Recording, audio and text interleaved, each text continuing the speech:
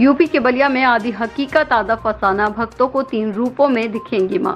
भारत में रहस्यमय और प्राचीन मंदिरों की कोई कमी नहीं है। जी हां, हम बात कर रहे हैं वीरों की धरती, जवानों का देश, बागी बलिया, उत्तर प्रदेश, जहां एक ऐसा मंदिर जनपद मुख्यालय से लगभग 25 किलोमीटर दूर चिलकहर ब्लॉक अंतर्गत पहाड़पुर गांव के दक्षिण उदेड़ा गांव में स्थित है।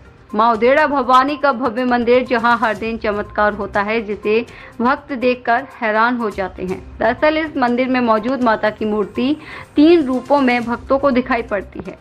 मूर्ति सुबह बाल अवस्था में, दोपहर को युवती अवस्था में और शाम में बूढ़ी महिला के रूप में नजर आती है। यह नज़ारा वाकई डिजिटल व आधुनिक युग में हैरान कर देने वाला होता है। मां चंडी देवी के दर्शन से भक्तों के दिन, भाग्य, भविष्य संवर जाते हैं। इस बार शारदीय नवरात्रि 3 अक्टूबर से 12 अक्टूबर को समाप्त हो जाएगा। नवरात्रि में मां चंडी की आराधना से भक्तों के संपूर्ण मनोरथ पूर्ण हो जाते हैं। मां भवानी के रूप में एवं महिला की चर्चा सुनकर जनपद ही नहीं अपितु अन्य जनपदों के श्रद्धालु भी अपने को यहां आने से रोक नहीं पाते और वरवश ही परिवार संग खींचे चले आते हैं।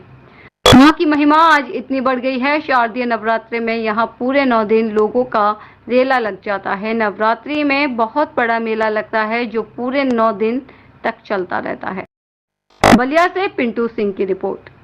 नमस्कार, आज समाचार A to Z की टीम जो है बलिया जनपद मुख्यालय से 22 किलोमीटर दूर जो है बलिया लखनऊ राजधानी मार्ग पे चिलकहर क्षेत्र अंतर्गत जो है उचेड़ा मां भवानी चंडी माई के दरबार में आया है। सुबह से जो है हजारों का हजूम यहाँ पे उमड़ा है। कई जनपदों से जो यहाँ पे सुबह से ये लोग जो है मत्था टेकने आए हैं। यहाँ पे 12 महीना लोग आते हैं, लेकिन आज का दिन चूंकि नवरात्र का पहला दिन है, नवरात्र के पहले दिन पे जो है वो समझे कि काफ़ी तादाद में लोग कई जनपदों से यहाँ पे आए हैं। सुरक्षा के देखा जाए तो कई थानों की फोर्स लगाई गई ताकि किसी भक्त का जो है कोई अनहोनी ना हो पाए। और हमारे साथ ही जो मंदिर के जो है महंत जो है श्री अजय जी हैं, आप बताएंगे किस तरीके से माँ का रूप है और किस तरीके से क्या होता है, बताएं।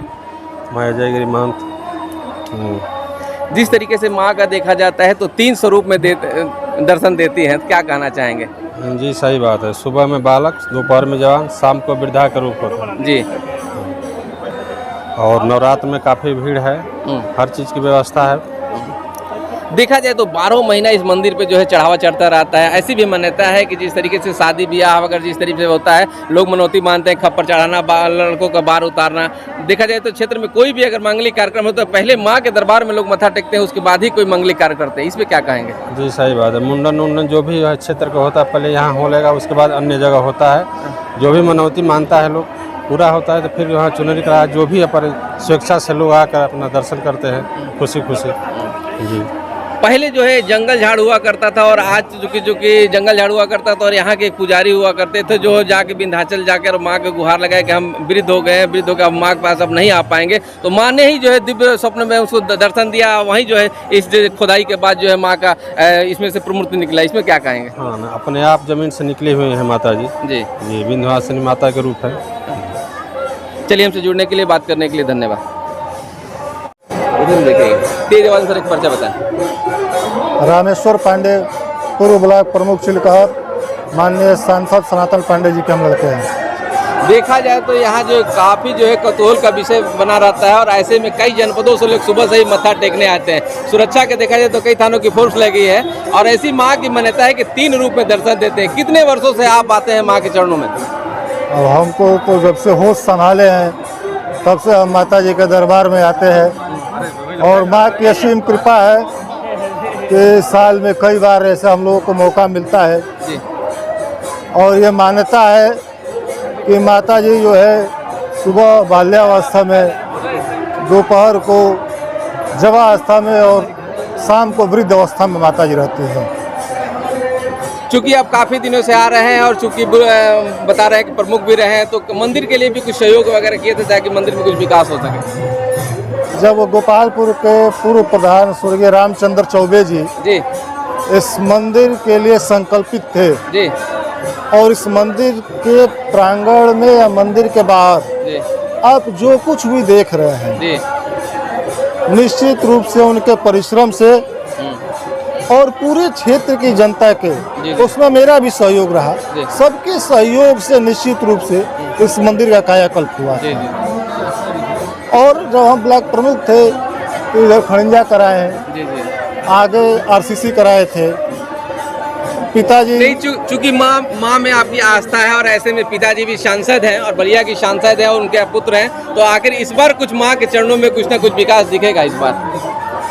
बिल्कुल दिखेगा, क्योंकि हमारा ये संसदीय क्षेत्र नहीं है जी लेकिन फिर भी हमारे छोटे भाई ही यहाँ से ब्लॉक प्रमुख है, स्वर्गीय घूराराम जी के लड़के जी आदित्य जी, जी निश्चित रूप से उनसे कहा जाएगा।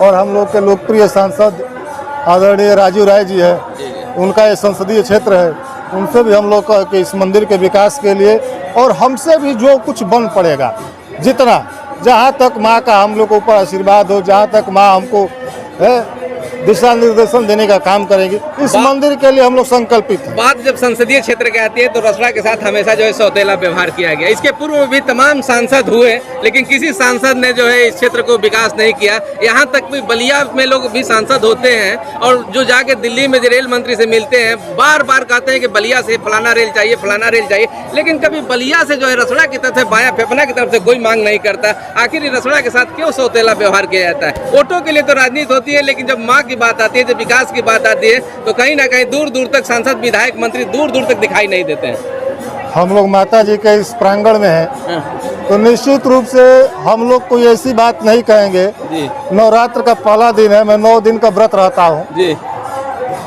जो चीज आप अपने इस उम्र में जी या मैं अपने इस राजनीतिक कैरियर में जी जो हम लोग नहीं देखे हैं, जी। जो विकास हम लोग सांसद के द्वारा नहीं देखते थे, जी सांसद चुनाव जीतने के बाद लोग कहते थे कि हमको उनका चेहरा याद नहीं है, जी ये सारी मिथ्याएं टूटने का काम होगा।